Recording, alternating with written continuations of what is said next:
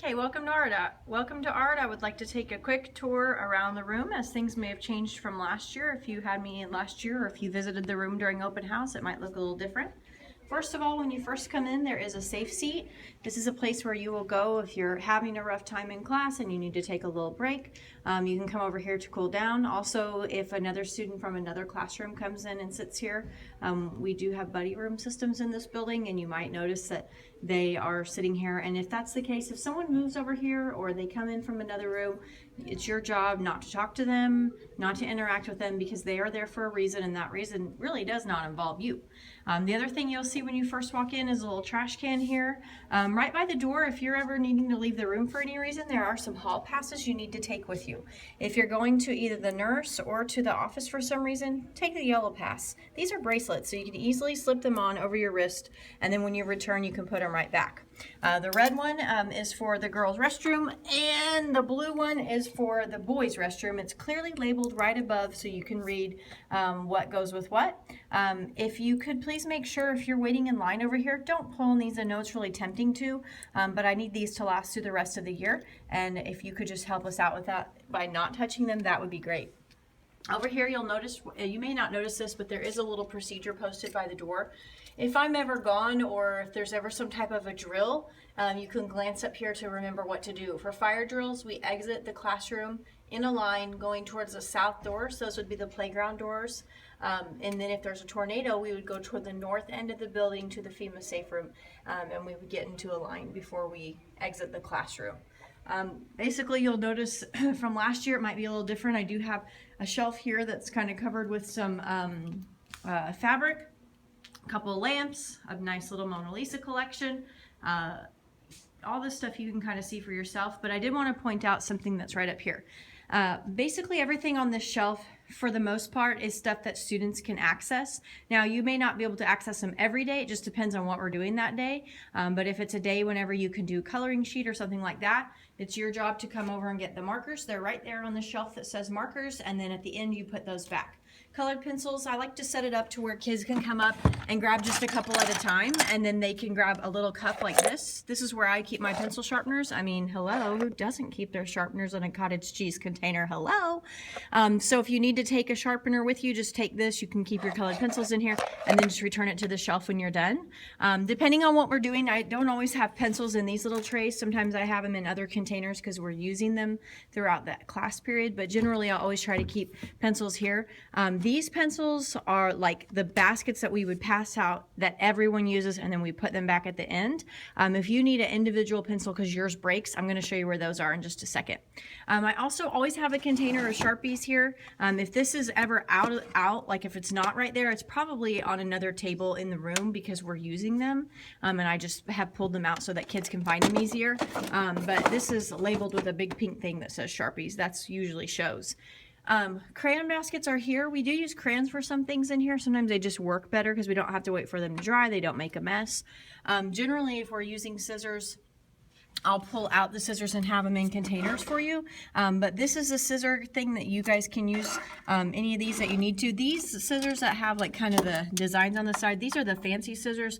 Sometimes we use these for different things, but for the most part, I just kind of keep them over here so that way if you are, having free time or something, you'll know where those are. Other things that you might want to know, kids always ask me, where's your stapler? Where's your tape dispenser? Where's the glue? Generally, there's a little thing that says sticky station right down here, and I'll just say, did you check the sticky station? So that way you can find it. It's kind of at the bottom of this little shelf here, but all those things are for kids to use. There's even glue sticks in the back if you look. I generally try to keep coloring sheets here. I don't have any right now because it's like the first day of the semester, but I have this one. But I'll always try to keep 2 or 3 different ones so that if you do have time before everyone else is finished, you can reach for the coloring sheets. If there's ever a day whenever we're just like drawing and you do better by yourself and you need to sit on the floor, or you just want to use a clipboard as a drawing surface, you can always come over and get one of these. They make great little like mini tables, and you can put your your sketchbook on here or drawing paper or coloring sheet on here, and then you can move from your table and sit on the floor or whatever. So I always like to have that available, especially if we're doing something messy and you have a few minutes at the end. You don't have to worry about messing up your drawing or whatever. Today I happen to have a little stack of books down here. I won't always have books there. I just have them because I haven't returned them to the library and we might be using them for one of our future projects. I also have a basket up here that has glue bottles in it. These glue bottles have kind of a weird lid, and I'm going to go ahead and show you how to use them because last semester there was a few kids, they were gone the day we used them, and then I forgot to teach them how to do it because they were absent. And then when they came back and they needed to use the glue, they were really confused on how these work. Basically, sorry, I get a piece of paper here. To make this glue bottle work, you turn it upside down, and it has like a special little cap on it that won't squirt out unless you press it in. And you have to also make sure the glue is up at the top of the glue bottle, and then you kind of squeeze and then press in and it makes a dot of glue. Usually it does a little better. There we go. And that's how it works. So you don't ever have to take the lid off. I like these better than the orange lids, and a lot of other kids do too because it's not quite as messy. You'll notice that I have two places to find rulers. There's a basket here, right, sort of by all the magazines. And then there's also the taller rulers right over here on this colored activity cart. You are free to get any of the things that you'll see labeled right in here. There's Zoo Book magazines, which are animals, all kinds of other magazines that you can see here. Those are for you guys to look at if you get done early. I also have a really great bookshelf. I try to always have a variety of different books. Some of these books you won't find in our library. They're special that I just own. Some of them are from the library, but these are always here for you guys to grab and take to your tables if you have just a few minutes at the end. This is always a great option for you. If you happen to finish earlier and you're all cleaned up, you can always get a book to look at. Okay, so I mentioned pencils earlier. If you're ever in this room and your pencil snaps, or if the basket gets passed out to you and there's not enough pencils in it and you just need another one, you can come right up here to the pencil exchange. Look at that little dude. He's so cute. He's like giving you the thumbs up so you can find this all on your own. Basically, you just come up here, you put your dull broken pencil here. That way I know it needs to be sharpened, and then you just take one. And you don't really even have to ask to do that. You can just take it at any time.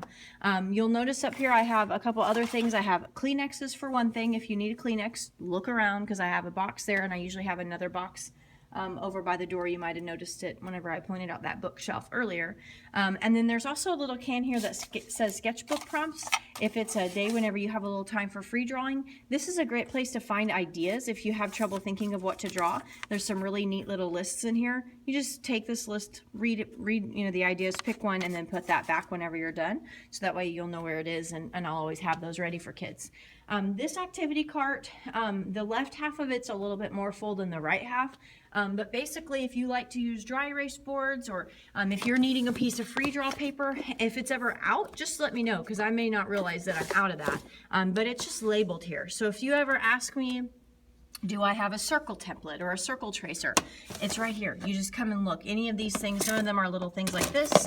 Some of them are old tape things. Some of them are like this. And you can just use those things to do circles if you need to. I also have a drawer labeled origami. I sometimes have origami paper in here. Sometimes it runs out kind of quick.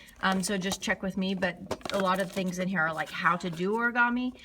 If it's free time or if I'm helping kids with the project, I may not have time to help you do this. So I printed out these little sheets that show you what to do. And I usually also have books about origami up there.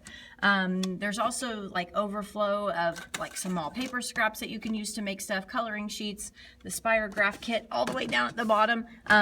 These are things that you guys can get and try out, and then it's your job to put those away at the end. Other things that you might need to know, we are organized with class codes, so red day first hours right up here, and the teacher's name will be listed there if you ever need to check that. My name is Mrs. Mitchell, of course. I usually always try to keep the steps of the project listed for the day on the board so that you'll know what to do. There's also a list of vocabulary words up here. We will be using iPads sometimes in art. There are some rules about that. Before we can use the iPads, I'll go over those with you and talk to you about those just a little bit more. I want to show you one more thing that you'll need to know about this room, and that's about the sinks. Oh my gosh, a mouse. There's a mouse, and I just caught it on video. Did you guys see that mouse? Okay. gross. So, anyway, there's the sinks that you need to know about. So here's what you need to know about the sinks. First of all, there's usually always going to be a tub of water